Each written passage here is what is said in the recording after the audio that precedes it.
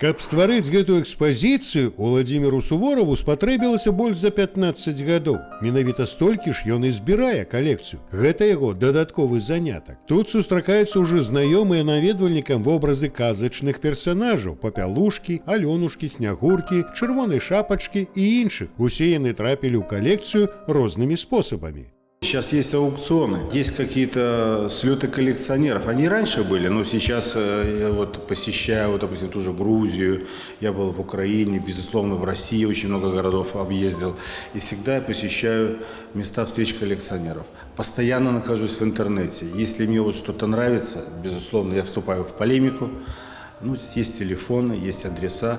Тут больш за сотню экспанатаў. Гэта жанчыны ў розных вобразах і выявах, але іх аб'ядноўвае фарфор. Парцаляваныя статуэткі прадстаўлены з заводаў і Беларусі, і з краін замежжа. Аўтар цікавіцца старажытнагрэчаскім эпасам, таму адзін экземпляр нават набыў у антыкварным магазине. Этот сюжет «Три Грации» описывали великие люди: Рафаэль, Питер Пауль Рубенс, Антонио Капоне.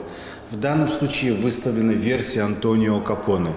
Это три девушки, расположены две, одна напротив другой, а третья лицом к нам. Падчас наведвання выставы можна метафарычна паглядзець на вобразы жанчын, а таксама на іх рохныя сферы дзейнасці у спорце, мастацтве, сельскай гаспадарцы, прамысловасці. Гэта класічныя сюжэты парцаляваных статуэтак савецкага часу, заважаюць у галерэі. Цікавае тое, што гэта фарфоравыя вырабы заводаў, якія ўжо нават і не існуюць. Большая частка прадстаўленых прадметаў другой паловы 20-го стагоддзя, аднак ёсць і даваенныя вырабы. Яшчэ Уладзімір Сувораў каля 40 гадоў захапляецца скрыпафіліяй, калекцыяніруе латарэйныя білеты, а пазнаёміцца з мініяцюрнымі экспанатамі жанчын у мастацкай галерэі Міхаіла Савіцкага можна да 9 мая.